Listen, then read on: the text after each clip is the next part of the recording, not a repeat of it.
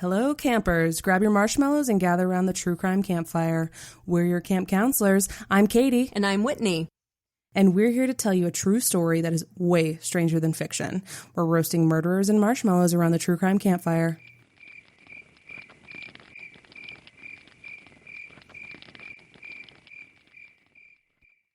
When I was little, I collected holograms. I was fascinated by how their iridescent images could change depending on the angle of the light. It seemed like magic.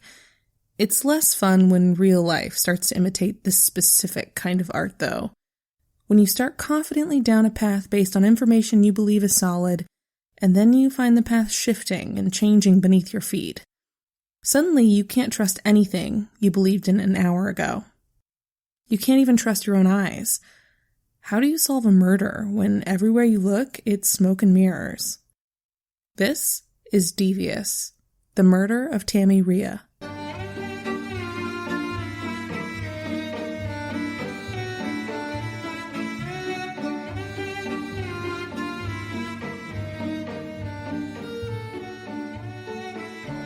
So, campers, we're in the little town of Pierre, South Dakota, the smallest state capital in the country. It was the morning of February 8th, 2006, when 911 dispatch got a call from a man named Brian Clark. He sounded worried, said he needed to file a missing persons report. The 911 dispatcher asked him who was missing, and he said, "Tami Reay. Foul play could be suspected here. Me and her have been having an affair." Brian said apparently her husband's found out about it. He was quiet for a second, and then he added, "Hopefully this is discreet." Discreet? Well, I don't know how discreet filing a missing persons report on your girlfriend is, Brian, but okay. I mean, here he is cheating on his wife with this woman, and he calls 911 to report her missing, so he must be pretty worried about her. Pretty worried about something, anyway. Obviously, he didn't want his wife to find out about his affair, but he made the call anyway. Detectives were immediately suspicious. This Tami had only been missing about an hour, so why would Brian's brain go straight to missing foul play? I mean, she was just an hour late to work. Kind of odd. They had the dispatcher ask Brian if he could come into the station to speak to them directly, and he agreed. Sitting in an interview room, Brian told the detectives he'd last seen Tami the day before at a motel. They'd had a little tryst before Tami had to go watch her 11-year-old daughter's basketball game. And he reiterated that they'd been involved for a while now, and her husband Brad definitely knew about it. Tami had asked him for a divorce about a month ago, and Brad had not been taking it well. He'd called Tami's mom to try to get her to reason with Tami, and Tami said he'd been moping around the house, barely eating or sleeping. He'd just sit on his bed and stare at the wall. Brian said his own wife didn't know anything about the affair, and he was hoping she didn't have to find out. Brian and Tami both worked at Kmart, and he said it was totally out of character for her to be late for work without calling first, and unheard of to just not come in at all. He hoped he was wrong, but Brian was worried something bad might have happened to Tami. So the detectives, Panzer and DeJabbet, decided to swing by the Reay house and have a poke around, see if Tami's car was there, see if they could get her to come to the door. They knocked and rang the bell, but nobody answered, and there was no indication of anybody inside, like no noise, no movement. When one of the detectives peeked through the garage window, he saw a Dodge Durango parked inside, and something caught his eye. A reddish-brown stain on one of the doors of the SUV. It gave him a prickly feeling on the back of his neck.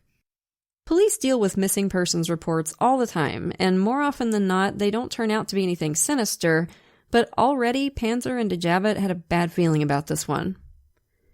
Tami's husband, Brad, was a manager at Walmart, so the detective's next move was to head over there and talk to him. Brad Reay seemed surprised to see them, but he was cooperative. He said that when he got home from work the night before, Tami wasn't home. He worked a lot of long hours, he said, so they sometimes kept to different schedules.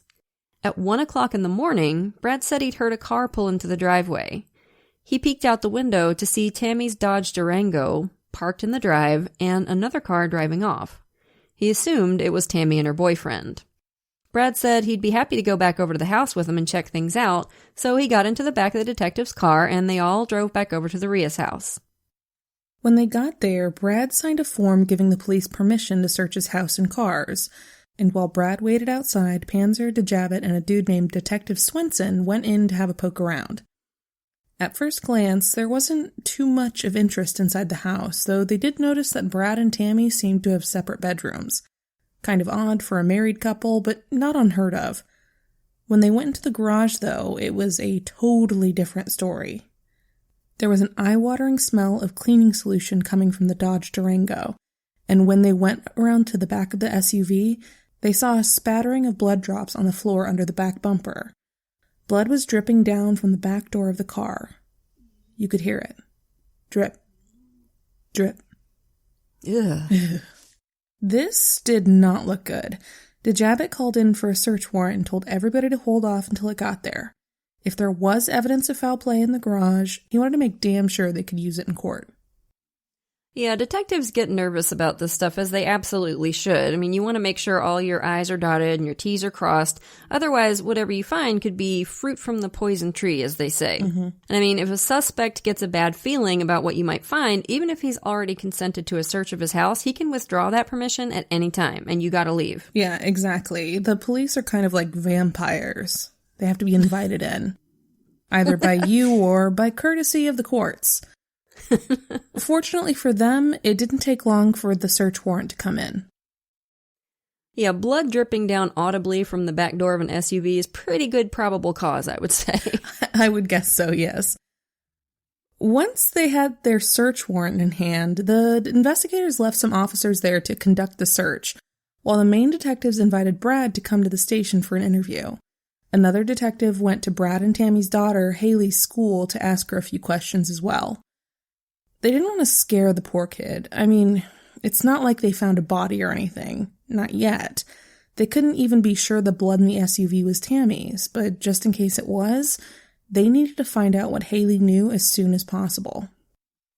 Haley was a sweet kid, super close to her mom. When she heard her name over the intercom at school that day, "Haley Reay, please come to the office," she felt a jolt of anxiety. That morning, when she'd woken up for school, she'd gone to her mom's bedroom and noticed that it didn't look like it had been slept in. That was weird because Haley had seen her mom the night before. Her dad had still been at work when Haley went to bed, but Tami kissed her goodnight around 9 p.m. So she was there when Haley fell asleep, but she wasn't there now, and her cell phone was right there on her dresser. Haley went into the kitchen where her dad was making breakfast. She said, "Dad? Where's Mom?" Brad was quiet for a minute, and then he dropped a bomb on her. He said, "Haley, your mom has a boyfriend. She's been seeing him for a while, and last night he came and got her. She's probably still over at his house. I'm sure she'll be back in a few days." Oh, God. So this was the first Haley had heard about her mom having a boyfriend. She knew her parents were planning on getting a divorce, but she didn't know why, and it pretty much stunned her into silence. She sat in the car as her dad drove her to school, just trying desperately to compute all this, bless her little heart. Now, sitting in the principal's office with the investigators, Haley asked, "Where's my mom?" They had to tell her they didn't know, but they sure were going to keep looking. And then they sent her back to class, which is just surreal. Can you imagine? For God's sake, no. Middle school is shitty enough already. Now, Haley gets questioned by the police, and they're just like, "Okie dokie, you gotta go back to social studies now, bye." Yeah, I'm sure the rest of that day was a blur for this poor kid.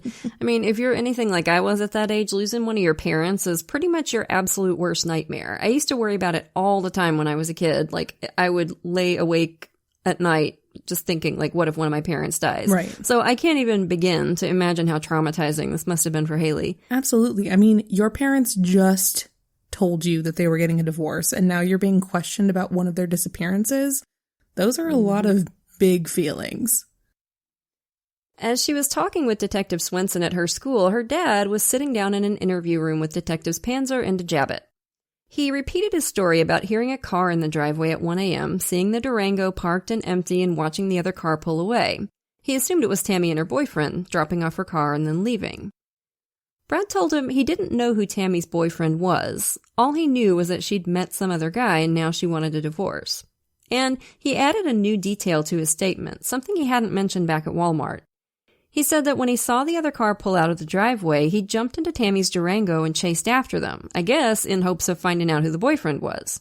But it didn't work, he said. His car broke down before he could catch the other car. As he was fiddling around with the Durango by the side of the road trying to get it started again, a state trooper had pulled up to see if he needed help. But he got the car started up again right at that point, and then, having lost sight of Tami and her lover, he turned around, went back home, and just went to bed. And when he woke up in the morning, Tami was still gone. He'd had to explain it to his daughter, he said. Hard stuff. Tami was a sweetheart. The kind of person who'd sit with the new kid at lunch at school, you know. She was outgoing, athletic, close to her family. She met Brad Reay when she was 27, and they hit it off hard, despite the fact that personality-wise, they were pretty much polar opposites. Where Tami was extroverted and funny, Brad was quiet and thoughtful, kind of kept to himself and focused on work. They got married in 1992, had Haley a year later, and for a while, everything was great. Tami's family liked Brad, Brad's family liked Tami, they were both doing well in their careers, despite the West Side Story-style rivalry that must have existed between Kmart and Walmart, let's be honest about that. Because we know it's got to be there. Mm-hmm. It's kind of like Romeo and Juliet, if you think about it. Two houses, both alike in dignity, and all that jazz. But they made it work. They adored Haley, and there were lots of outdoorsy family trips to go whitewater rafting and hiking and camping and stuff like that. But then Brad got promoted to assistant manager at Walmart, and they transferred him from Billings, Montana to the little bitty town of Pierre, South Dakota. And on top of the move from a bigger city to a tiny town, Brad started to get kind of obsessive about his career. Long, long hours. Tami started to feel like a single mom. The only time Brad really spent with Haley was when he'd take her to work with him on weekends. Oh whee, I get to go to work with Dad and watch him file paperwork. Somebody help me sit down, I'm giddy with delight, right? Whee! So, unsurprisingly, Tami was feeling pretty neglected as a wife. The man was just always at work. And about a year into their time in Pierre, Tami met Brian Clark, the manager at the Kmart where she worked. Now, it started as an emotional affair. Brian, who was married himself, shame on him, gave her all the attention that she was missing at home, instead of giving it to his own wife. Ew. For a while, it was just that, flirting and attention. But as most emotional affairs do, this one became physical in December of 2005. They'd both caught feelings, but Brian was hemming and hawing about ending his marriage. Ugh. All right, I know you guys were expecting it, but it's relationship advice time. If you've taken up with somebody in a relationship and they swear they care about you and love you, but don't leave their partner, it's a red flag. Yep. They are never going to leave them. Prob's not. They're eating their cake and having it too. Mm-hmm. They want a little something on the side. An adventure, a new supply of flattery. Tami wasn't hemming at all, nor was she hawing. She was ready to be done with her marriage, and early in 2006, she told Brad about the affair. She just said she'd met somebody else and she wanted a divorce. Now, it always floors me when people say this, but apparently Brad didn't see this coming, at all, and it just knocked him flat on his ass. And he was morose about it. He didn't want any part of a divorce. But eventually, he agreed to sit down with Tami and tell their daughter they were splitting up. Haley said she took it pretty well, bless her heart. She didn't get to see her dad that much anyway. He was always at work. But now Tami was missing, and the Reay's world was coming down around them. While the detectives were interviewing Brad, of course, officers were searching the Reay's house and cars. They found fresh laundry in the washer and dryer and a pile of it on Brad's bed. Obviously, he'd been doing quite a bit of washing that morning. Inside the Dodge Durango, the smell of bleach was overwhelming. It had stained the inside of the SUV in several places, in what one detective described as a rush job. Somebody had tried to clean up a bloody mess in there, and they'd done a crap job of it. It was interesting because, of course, Brad Reay had given them permission to search the house and the car without a moment's hesitation. Was he, really dumb or something? Really arrogant? Or could something else be going on here? They didn't know for sure, but they were suspicious of Brad. On one hand, his demeanor was very calm and collected, almost soft-spoken. He wasn't fidgety, he wasn't throwing off deceptive tells left and right or acting nervous like you'd expect of a man who just disposed of his wife. Brad denied hurting Tami. He just kept saying he hoped she was okay. And Haley told Detective Swenson that her mom and dad never fought in front of her or anything like that. It wasn't a violent or contentious marriage, as far as they could tell. But when you find blood all over a man's car and his wife is nowhere to be found, you can be forgiven for drawing a few conclusions. Yeah, right. Brad argued with them. When Detective Jobbitt said he found it tough to swallow that there'd be blood all over the last car he admitted to driving if he wasn't involved, and he said he suspected Brad and Tami had an argument in the house the night before, Brad said, "So there'd be blood everywhere." Right? So where was all the blood in the house? And it was true that there wasn't any obvious blood spatter in the house. The forensic techs took swabs from various surfaces, but it's not like they walked in and found bloodstains. The house seemed pretty pristine. They were planning to spray luminol when it got dark. That would light up any cleaned up blood like the Vegas Strip. Detective Jobbitt brought it back to the blood in the Durango. He said, "Brad, I know you harmed your wife." And Brad said, "All this evidence points at me, but I'm hoping that the body is found because there'll be something to set me free. Maybe DNA and stuff like that." It sounded like he'd given up on the idea of Tami turning up unharmed. He seemed kind of stunned. And at this point, Brad stopped talking and asked for an attorney. The investigators were in a quandary. They didn't have anything solid, really. I mean, they didn't have a body or a weapon or a witness. All they had was the bloody Durango in Brad's garage. But the medical examiner was sure of one thing. If this was Tami Reay's blood in that Dodge Durango, there was no way she could still be alive. Not after losing that much blood. Somebody was dead for sure, and Tami was the only one unaccounted for. Brian Clark was a possible suspect, of course, but since he was the one who called 911 to report Tami missing, they felt like he was less likely to have done something to hurt her. Brad was the one in the crosshairs. It almost certainly wasn't enough to get a murder conviction, but they were afraid that if they let Brad go home, he'd destroy any remaining evidence, or maybe even take 11-year-old Haley and go on the lam. So they made a call. They put the gravis on him for the first-degree murder of his wife. When they told him they were arresting him, Brad took it calmly.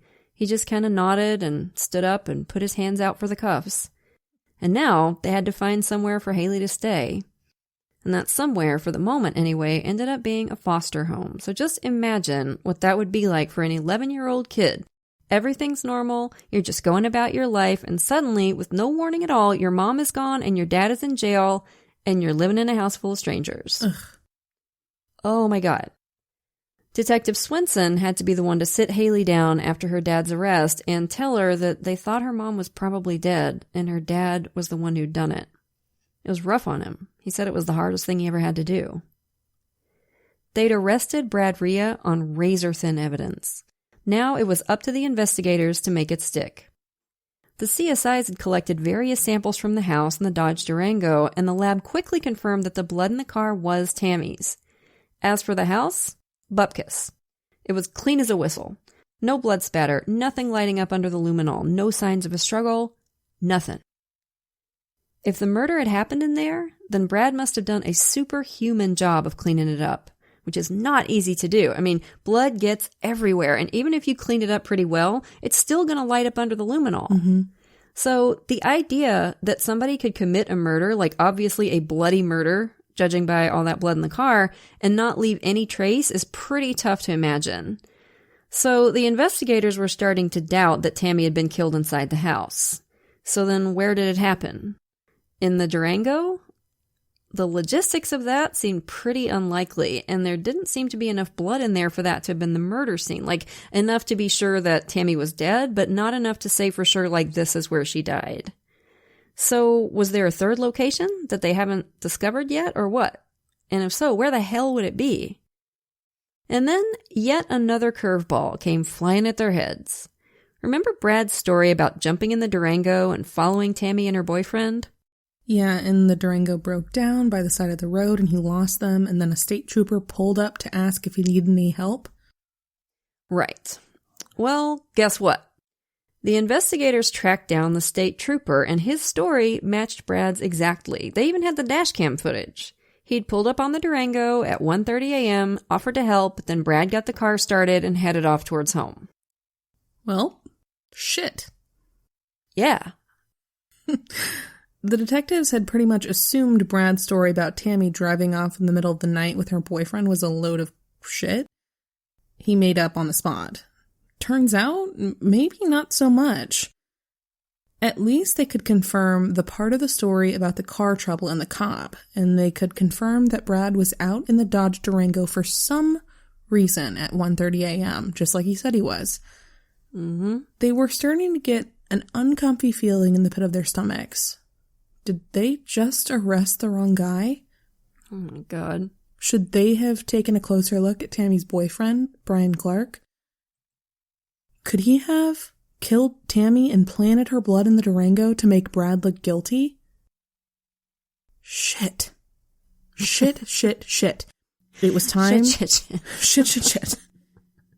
That's a technical term that cops use, I think. Yep. When they're seeing their careers start to circle straight. Flash before their eyes. So after all that shitting, it was time to regroup a little bit. So they asked Brian to come back in for an interview. And to everyone's surprise, he showed up with a lawyer. Interesting. Now, we can talk all day about how it's everybody's right to hire an attorney if you're being questioned by the cops.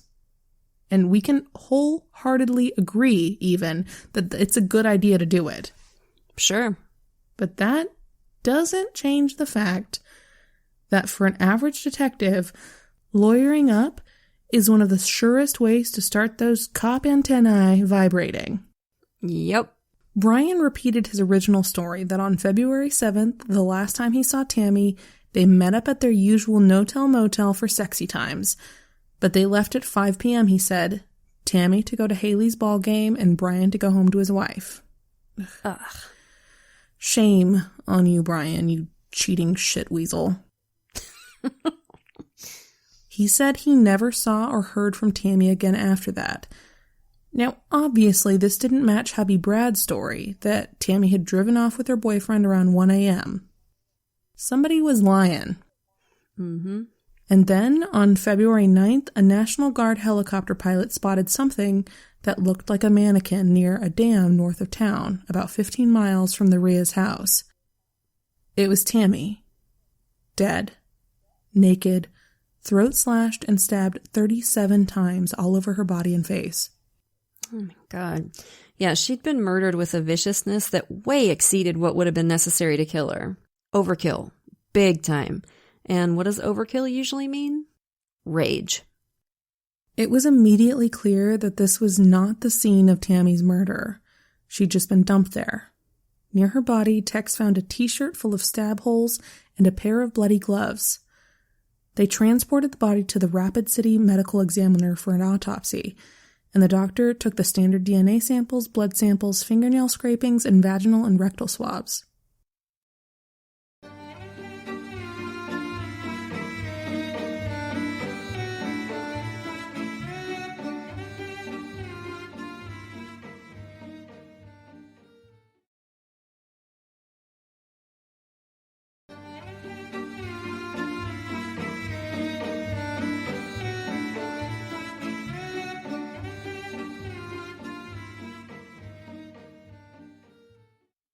It was obvious that the cause of death was exsanguination from stabbing and slashing, a violent, agonizing, terrifying death for a woman who sure as hell didn't deserve it.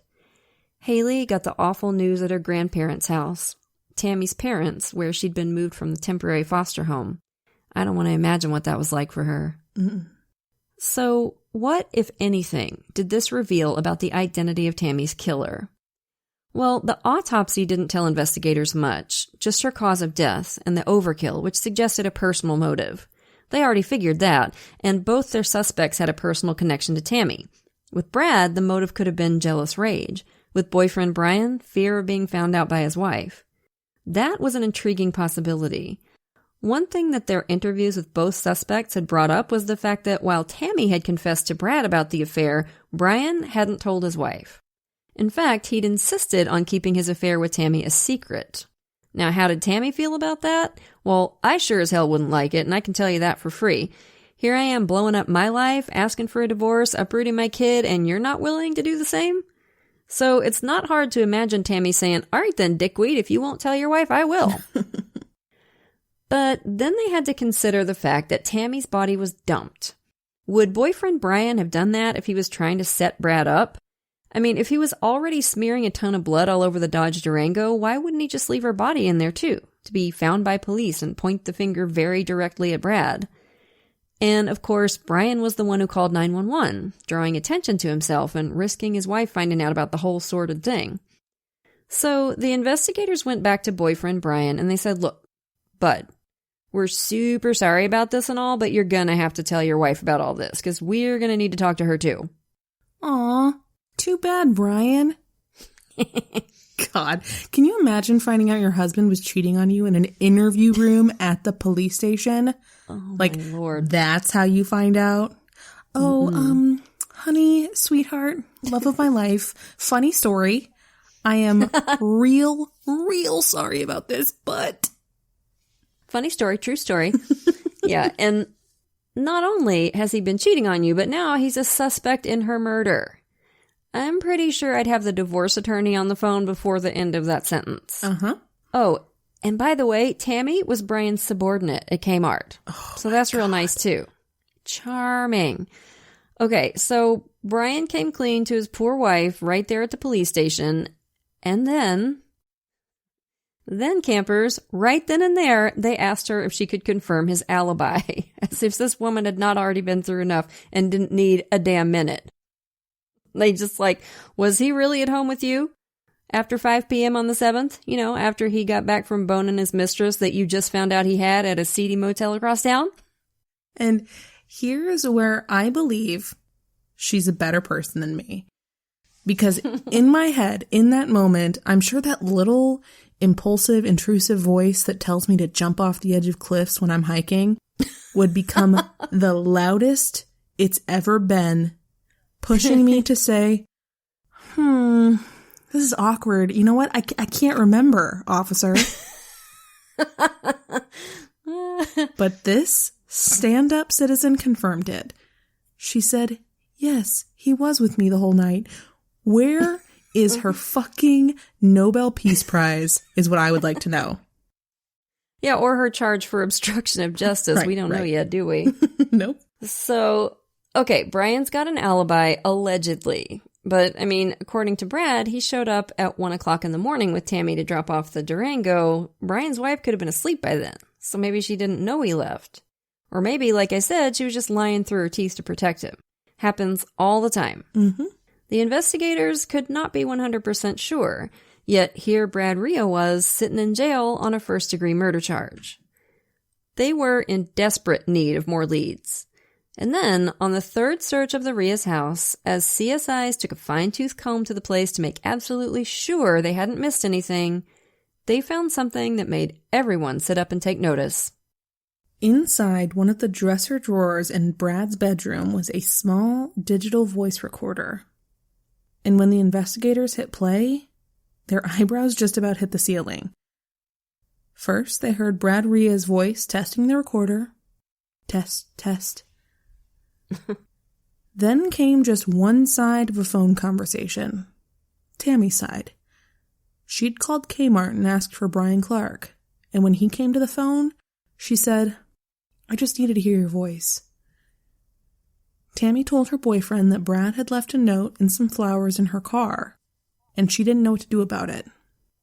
She ended the call with, I love you very much. Ooh, boy. Yeah. Seems like our guy Brad had just a little bit of James Bond in him. He'd been spying on Tami, and creepily, they figured he must have hidden the recorder, which was teeny tiny, in the bouquet of flowers Tami mentioned. Oh, Lord. So Tami thinks he's just left her a nice gift and a love note, when really he's planted a bug in her car. Yikes. Yeah. Now, I don't know if y'all remember this or not, but Brad originally told the investigators that he didn't know who Tami's boyfriend was. Ruh-roh. Now they knew different. They'd finally caught him in a bald-faced lie. Is it bald-faced or bold-faced? Bald-faced, which is weird. It seems like it should be bold-faced. That makes more sense. Yeah, I mean, aren't most faces bald? Mm-hmm. Like, are bearded men the only truth-tellers in the world? That doesn't seem right. I have a hard time believing that. Anywho, y'all needn't trouble yourselves about that. So they just caught Brad in a lie. Now they were cooking with gas. Who plants a voice recorder in a bouquet of flowers? Like, who is he, Jigsaw? I think planting it in the flowers is creepier than just hiding it under the seat of a car or something, because it's like, yeah, for sure. Oh, here are some beautiful flowers for my lady love. Like, he's romancing her. Yeah, but really he's just laying a trap. Ugh. And then, does that insinuate that he was, like, watching her make the phone call, and then when she left the car, he went in and took the recorder out? Like, at some point he had to, right? Oh, that's so creepy. She'd have found it. Because he, like... It is. It's super creepy. Because, like, she was at work, and he put the flowers in her car. Mm-hmm. And, oh my God, so she was on break. Oh my God, that's so creepy. Super creepy. Now, obviously, this didn't prove Brad killed Tami, but anytime a suspect lies to the police, that's gonna get their hackles up and make them wonder what else he might be lying about, and why. So at this point, the investigators were feeling more confident that they had the right guy sitting in jail. And then, one afternoon, and I know y'all are gonna scream at your phones when I say this because we just had one last week. An anonymous letter arrived at the Attorney General's office. Holy crap. And like always, campers, it was a doozy. The letter writer claimed to be a cousin of Tami's killer, her boyfriend, Brian Clark. The writer knew intimate details of the murder. That Tami was stabbed multiple times, for example. They wrote, Brian came home with a bloody Durango and said he'd just got into a fight with his girlfriend. And the letter included one more bombshell detail. It said that Brian had raped Tami and, quote, the rubber came off in her ass. Holy shit. Brad Reay had been locked up since February 8th, and all his correspondence had been monitored. So he couldn't have sent that letter. Had boyfriend Brian killed Tami and then made the fatal mistake of confiding in somebody with a conscience? Mm-hmm. Did this mean Brad was innocent? It was sure starting to look that way. So the medical examiner hadn't found a condom during Tami's autopsy, but it was possible he could have missed it. If that evidence was there and they could pull DNA off it, it would resolve the question of who killed Tami for good and get the right person brought to justice. Fortunately, Tami's body was still at the ME's office. Everything in this case just moved lightning fast for some reason. Right. Like normally it just drags on and on, but this one's like an episode of Law and Order. It just gets resolved within a week. So they sent the body back for re-examination, and lo and behold, there the condom was, right where the letter had said it would be. So they sent it off for DNA testing, and everybody held their breath. But when the results came back, they were a huge disappointment. There was DNA there, but it was too deteriorated to get a profile. Ugh. Damn it. So where did that leave us? Well, they needed to figure out who the hell wrote the letter. And something had started gnawing at Detective Swenson. Something he remembered from Brad Reay's initial interview the day Tami went missing. Y'all probably remember this too. When they told him they suspected he'd killed his wife, Brad said something like, well, I hope they find the body soon because there'll probably be some DNA or something to prove I'm innocent. And then they did find Tami's body, and they didn't find any DNA evidence on it. And then, like a gift from the gods, this letter arrived and said, hey, look again. And lo and behold, a condom. With DNA inside it. Degraded, sure, but still. It was there. And if it hadn't been in such bad shape, it would have pointed the finger at somebody. It was all just a little too convenient for Detective Swenson. He started thinking, what if Brad had followed Tami and Brian one night and spied on one of their trysts? They didn't always go to the motel. According to Brian, they sometimes did their thing in the car instead. What if Brad had lurked in the shadows, watching Brian and his wife until they finished what they were doing and tossed the used condom out the car window? What if the sight of that dropped condom caused an evil little plan to blossom in his mind? What if he'd picked it up? It would explain why the DNA inside it was too degraded to test, even though the murder and alleged rape had only happened a few days before. Ugh. This is so creepy. I've got, actual goosebumps. Yeah, me too, actually. But the fact remained that Brad had been locked up when that letter arrived. He couldn't have sent it himself. But he did have visitors in jail, and one of those was his brother Brett. His twin brother. Okay. There's a twin in play now? Yes, ma'am. This case just keeps getting weirder. And in case you haven't figured it out yet, campers, the theme for this month is cases that could have been Lifetime movies. Yeah, and for some reason, the jail didn't have cameras in the visitor rooms. And when they checked the visitor logs, it turned out that Brother Brett had been to visit quite a few times. There were quite a few recorded phone conversations between the twins, too. The jail monitors inmate correspondence, like we said, and they make photocopies of it. So the investigators got hold of the copies of all the letters Brad had sent his brother since his arrest. One letter immediately raised the hairs on the back of their necks. It was a letter about where the good fishing spots were around the Oahe Dam. The dam, campers, where Tami's body had been found on February 9th. Brad had drawn a map on the letter, too, to illustrate where those good spots were. The investigators immediately sent a team out to the dam to search the spots marked on Brad's map. And they hit pay dirt. In a hedgerow, they found 3 trash bags full of evidence. Bloody bed linens, bloody blankets, a bloody tarp, rubber gloves, a pair of panties, and a box of condoms with one missing. The blood, of course, turned out to be Tami's. Later, foliage from the hedgerow matched with plant matter found on the bottoms of Brad's shoes. Forensic techs would also match the trash bags to a box of bags in the Reay's house. And when the investigators got a search warrant for twin brother Brett's house and car, they found a copy of the anonymous letter word for word. Because he kept it. For some fucking reason. Jesus, Murphy Brown. Why do they do it? Why do criminals love holding on to evidence? The world may never know. Oh my God. So this campers pretty much put the lid on it for investigators. Brad was the killer. Later on at Brad's trial, boyfriend Brian confirmed that he and Tami used to drive out to the country to have sex, and they'd usually throw the condom out of the window afterwards. Okay, gross. Okay, first of all, don't litter. Right. And especially, do not throw your nasty used condoms on the ground. Not only to protect Mother Gaia, but also, now we know that if you're careless with those things, somebody can try to frame your ass for murder. Exactly, for God's sake.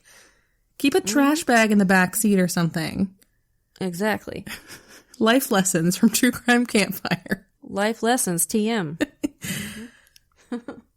But anyway, it confirmed the investigators' suspicion that Brad must have picked up one of the used condoms to try to frame Brian for Tami's murder.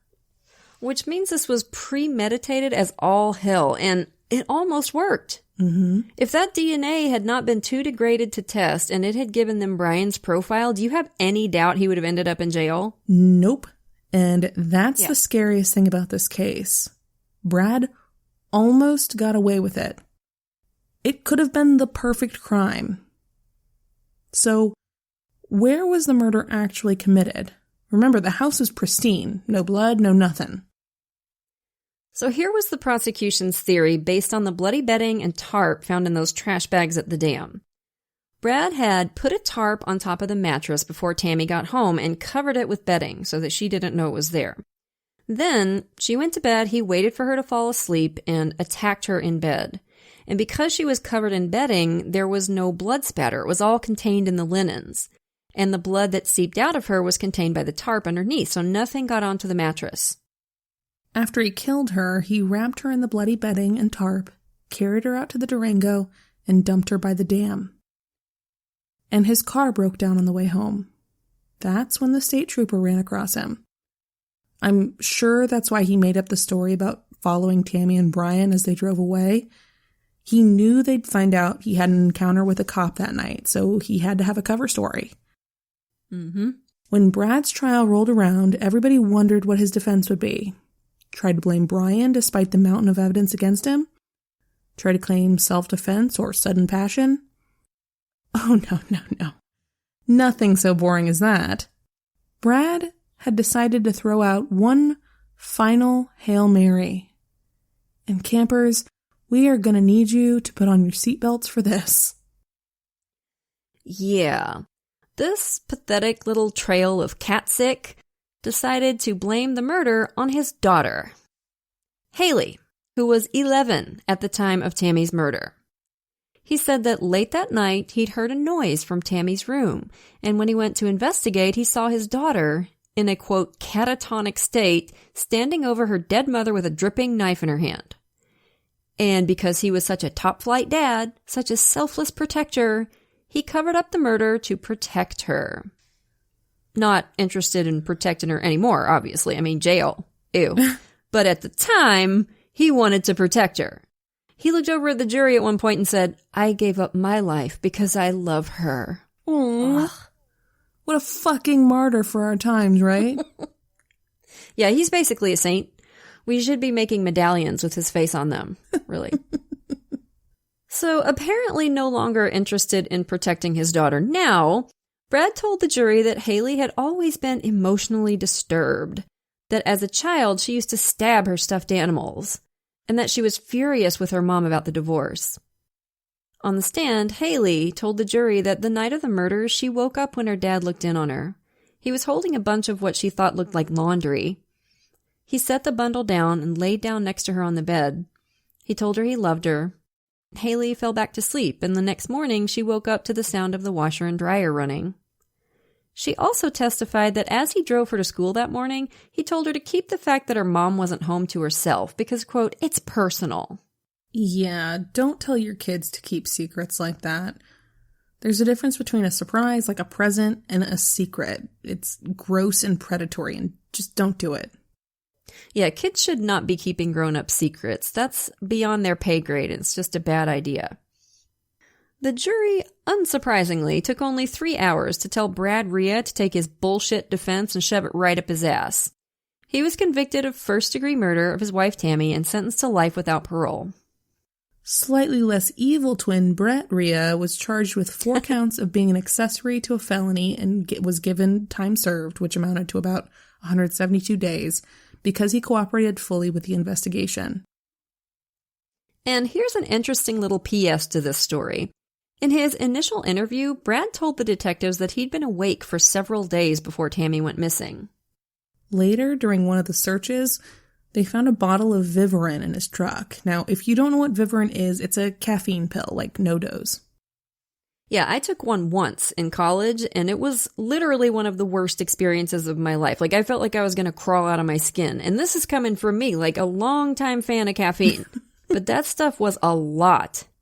So at trial, the defense brought this up, I guess to imply that, if Brad did kill Tami, it might have been partly because of the Vivarin.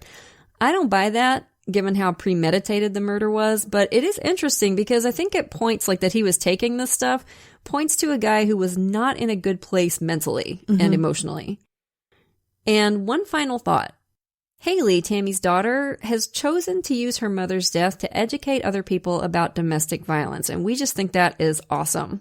It's amazing. Not everybody would be capable of turning such a horrible thing into something that could make the world better for other people. No doubt. And on the show that we saw about this case, she said that she hoped her mother would be proud of her. We have no doubt that she is. So, Haley, if you ever hear this, we wish you nothing but the best in your life, and we hope you found some peace.